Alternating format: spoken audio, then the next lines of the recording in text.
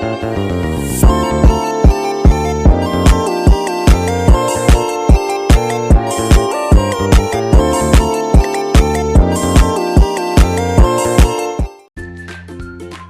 menjadi perusahaan minuman yang dapat melepaskan rasa dahaga konsumen kapan saja, di mana saja, serta memberikan nilai tambah kepada semua pihak terkait.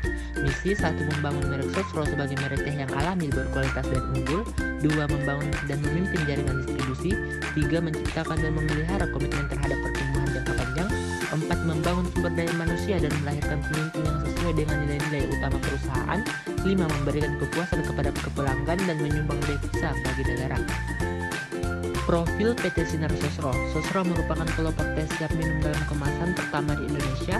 Nama Sosro diambil dari nama keluarga pendirinya, yakni Sosro Jojo, yang memulai usaha tersebut pada tahun 1940 di Selawi, Jawa Tengah. Pada awalnya bisnis tersebut menjual produk dalam bentuk teh kering dengan merek teh cap botol yang penyebarannya masih seputar daerah wilayah Jawa Tengah dan biasanya langsung dijual ke pasar. Pada tahun 1953, bisnis PT Sinar Sosro diperluas dengan merambah ke ibu kota Jakarta dengan strategi cicip rasa produk sampling ke beberapa pasar di ibu kota Jakarta.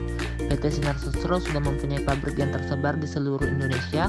Produk-produk yang diproduksi oleh PT Sinar Sosro adalah teh botol, fruit tea Sosro, es tea, taps, country juice, dan air mineral Prima. Dalam pengembangan bisnis ini, PT Sinar Sosro telah mendistribusikan produknya ke seluruh penjuru Nusantara. Bisnis Sosro sampai saat ini sudah dijalankan oleh 3 generasi Sosro Jojo, dan sejak tahun 1990 bisnis ini telah mulai dikelola oleh cucu bapak Sosro Jojo.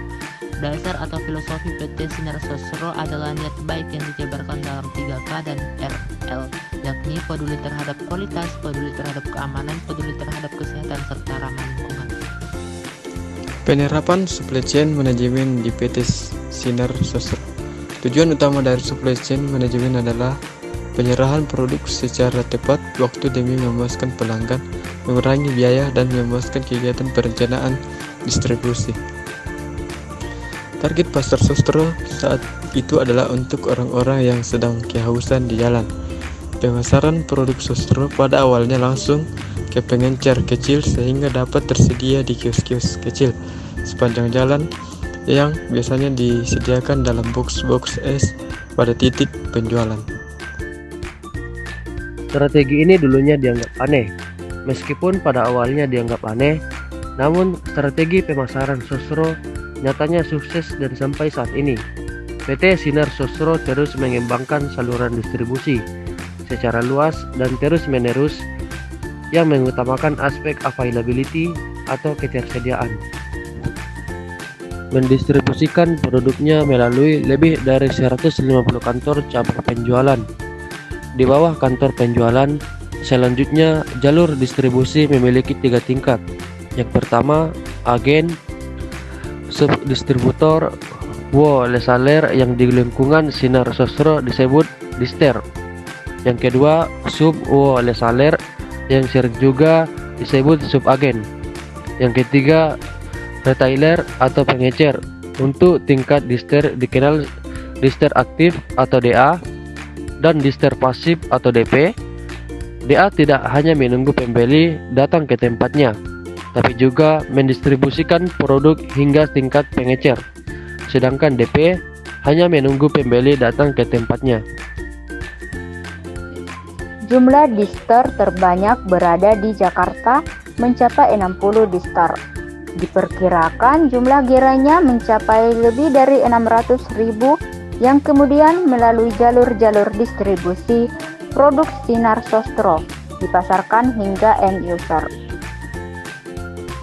Strategi efisiensi melalui MRP. Just in time management dalam Sosro. Gambar tersebut menunjukkan cara kerja model just in time. Yang pertama, pelanggan memesan ke produsen. Ketika produsen menerima pesanan, mereka melakukan pemesanan ke pemasoknya.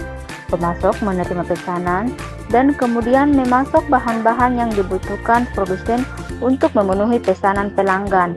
Bahan mentah tersebut kemudian diterima oleh produsen, dirakit dan dijual ke pelanggan. Nah, penerapan JIT di PT Sinar Sosro. Pada gambar tersebut, sales akan menentukan data penjualan. Di sini akan ditentukan bahan baku. Bahan baku ini akan ke gudang. Bahan baku itu berupa air, gula, teh, dan botolnya. Selanjutnya mendata jumlah bahan baku. Setelah itu dilakukanlah jadwal produksi dan kapasitas produksi oleh PT Sosro. Dan terakhir yaitu melakukan distribusi atau distributor kepada para pelanggan dan toko-toko yang tersedia. Kesimpulan, PT Sinar Sosro menerapkan MRP dengan sangat baik, mulai dari pemilihan supplier dari tingkat hulu, supplier tingkat hilir, sampai pada penggunaan sistem produksi just in time. Produk-produk Sosro selalu tersedia di pasaran berkat adanya MRP yang baik sehingga produknya semakin dikenal oleh masyarakat. Sekian dari kelompok 4. Wassalamualaikum warahmatullahi wabarakatuh.